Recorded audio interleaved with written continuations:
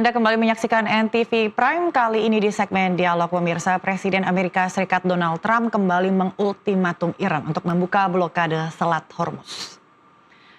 Ultimatum Trump disampaikan melalui akun di platform Truth Social miliknya, dan Trump mewanti-wanti Iran akan menghadapi neraka jika tetap memblokade Selat Hormuz dan tak sepakat untuk menghentikan perang. Ultimatum Trump direspons Iran dengan sindiran. Iran menyatakan mereka menunggu pasukan Angkatan Darat Amerika Serikat untuk bertempur di gurun. آمریکا نداشتیم آنچه که بوده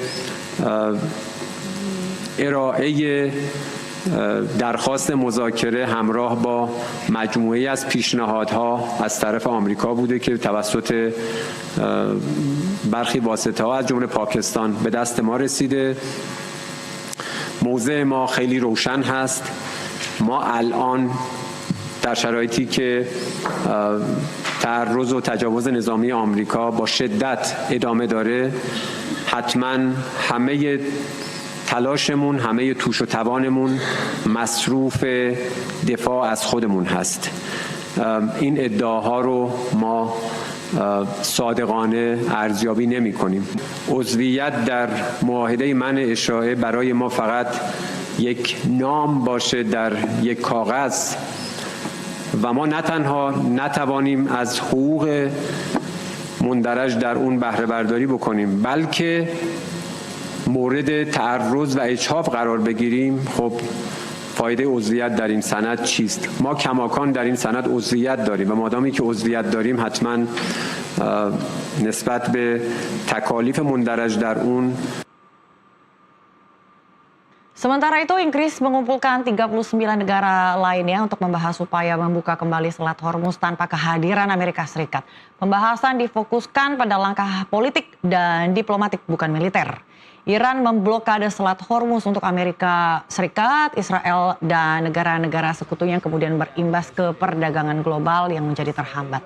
Negara-negara yang terlibat dari kawasan Skandinavia, Baltik hingga Afrika sepakat untuk mendesak Iran segera membuka blokade di jalur pelayaran vital itu.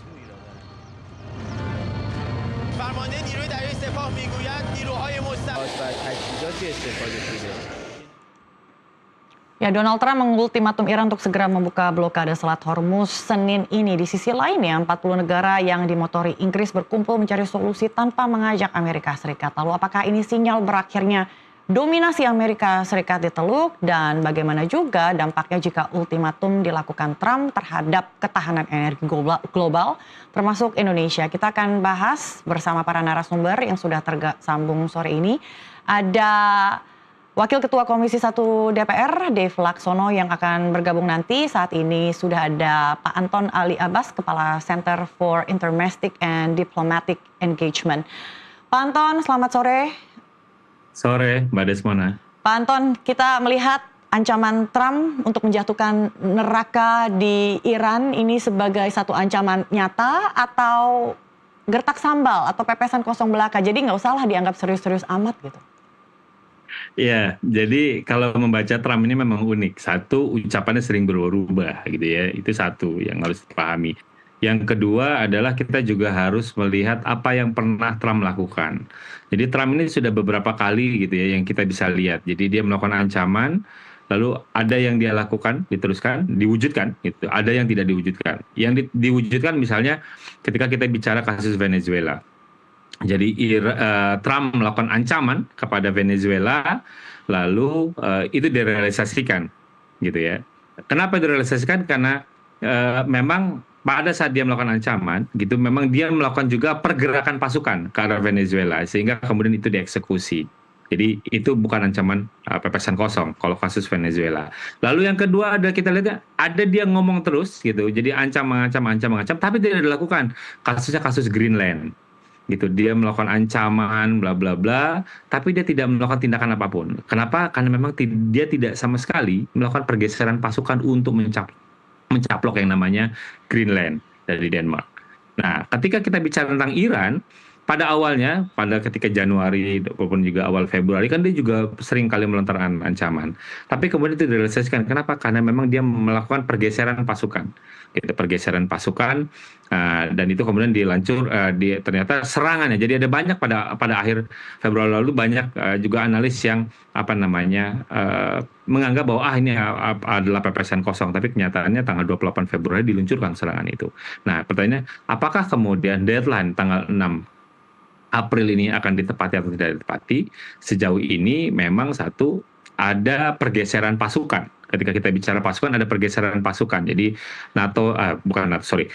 bahwa Amerika Serikat sendiri sudah menyiapkan setidaknya 17.000. Ya, jadi yang ini digadang-gadang akan melakukan ground invasion. Walaupun kita juga masih menunggu nanti opsinya apakah dia full scale operation atau kemudian jadi limited warfare atau juga special operation, kita masih belum tahu. Tapi ada pasukan yang dipersiapkan. Jadi kalau sejauh ini melihat dan berkaca pada apa yang Trump pernah lakukan, kemungkinannya itu dilakukan. Walaupun tetap saja namanya juga Trump, hobinya ngeles kadang-kadang gitu ya. Nah, ini dia kadang-kadang ngeklaim 70, 80, 90% militer Iran sudah dilumpuhkan, tapi kan kenyataannya Iran sampai hari ini itu masih tetap bisa melakukan serangan. Gitu. Jadi ya Trump memang jago ngeles gitu. Jadi kita juga lagi-lagi tentu saja kita semua berharap bahwa ada terjadi deeskalasi, tapi di sisi lain ada setidaknya saya melihat Trump ini dia tidak punya formula untuk menyelesaikan masalah ini, itu satu. Kedua, dia tidak punya keinginan untuk kemudian menyelesaikan konflik ini. Keinginannya belum ditunjukkan. Dan ketiga, yang dia lakukan justru adalah eskalasi. Itu ditandai dengan pernyataannya, lalu juga ada pasukan dan lain-lain. Jadi walaupun bagi Trump gitu, karena saya juga melihatnya dia posisinya menjadi dilema ya.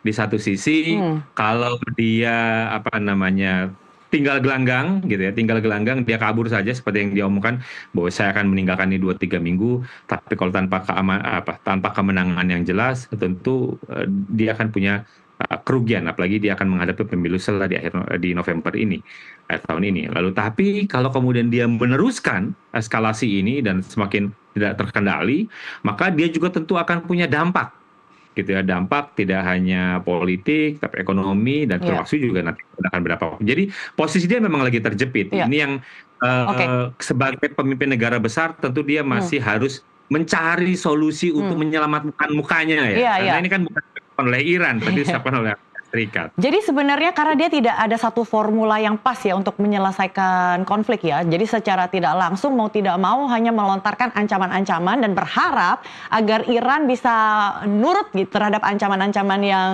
disampaikan oleh Trump. Tapi kalau misalnya tadi Anda sebutkan soal Greenland, kemudian Venezuela, itu kan dampaknya ya mungkin tidak akan seluas dengan apa yang akan dilakukan oleh Trump terhadap Iran.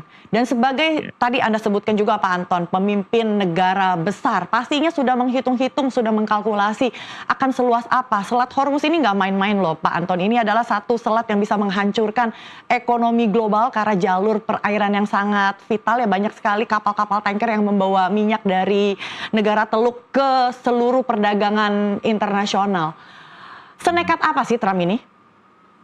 Ya pastinya saya selalu yakin ya sampai sekarang bahwa Trump itu adalah makhluk yang rasional karena dia satu latar belakangnya pengusaha, kedua dia adalah politisi, tapi juga dia lama punya usaha, jadi saya pikir dia masih tentu akan menimbang-nimbang untung dan rugi gitu ya. Kalau misalnya dia memikir hanya kalau ngomong tentang migas, minyak terutama, Amerika Serikat ketika ini kan juga dia punya stok cadangan yang besar gitu ya, cadangan yang besar. Jadi sedikit banyak kalau dari sisi dia mungkin nggak terlalu banyak terganggu, orang lain yang terganggu gitu ya. Gas juga demikian gitu. Jadi dan hobinya Trump kan adalah kekhawatirannya saat ini kan adalah ini terjadi messy war. Jadi perang yang kacau, tapi problemnya adalah seringkali kemudian yang suruh nyuci piring tuh pihak lain. Ini kan menjadi momen ya. Jadi Trump kan ketika dia bilang saya akan pergi 2-3 minggu lagi, soal Hormuz ya itu urusan siapa yang mau pakai. Kalau Inggris butuh minyak ambil sendiri, saya nggak mau urusan dengan itu. Kan itu, tapi kemudian kan bertolak belakang dengan apa yang dia lontarkan di media sosialnya kemarin yang dia mengultimatum untuk Iran membuka Selat Hormuz gitu ya, membuka Selat Hormuz, kalau nggak itu dibuat neraka gitu ya. Problemnya memang neraka, dia bilang neraka di Iran, tapi problemnya ketika Iran membalaskan, nerakanya bukan di Amerika Serikat tapi nerakanya di negara Teluk, ini kan lain soal lagi gitu ya. Jadi apa namanya ya, jadi memang kalau dibilang bahwa ini adalah jalur perairan vital, iya. Ya, apalagi kalau misalnya Houthi misalnya kemudian mengganggu di Laut Merah, ini akan makin menjadi-jadi bagaimana tekanan terhadap perekonomian global, karena tentu ini akan mengganggu jalur logistik dunia gitu. Jadi tidak hanya minyak tapi juga logistik dunia, dan ada di dua perairan strategis. Jadi ada Hormuz dan Selat Bab el Mandeb yang di bawahnya yang dikuasai oleh Houthi, dan ini tentu saja tekanannya akan menjadi-jadi. Ini yang tentu yang orang semua berhitung. Kalau tadi dalam tayangan sebelumnya kenapa kemudian Inggris menginisiasi pertemuan dan 39 negara lainnya adalah dalam rangka untuk mencoba mencari jalan keluar. Gitu, dari jalan keluar agar eskalasi ini itu tidak kemudian terlalu spiral naik ke atas. Bagaimana kemudian mereka mencari jalan keluar, bagaimana kemudian eskalasi dalam konteks penggunaan kekuatan militer ini tidak terlalu cepat dan tidak terlalu tinggi. Ini yang diupayakan sih, Mbak. Oke, Pak Anton. Oke lah, Trump sebagai seorang presiden yang unik ya bisa kita bilang, dan banyak orang yang setuju, punya pemikirannya sendiri. Tapi apakah tekanan-tekanan ataupun faktor eksternal ini bisa mempengaruhi keputusan yang diambil? Contohnya tadi, Inggris sudah mengepalai pertemuan ataupun menginisiasi koalisi dengan 39 negara lainnya dan meninggalkan Amerika Serikat, seakan-akan sudahlah kita urus aja ini sendiri ya. Kemudian juga dari dalam negerinya sendiri, ini rakyat Amerika Serikat juga sudah mulai gerah sepertinya, Pak Anton.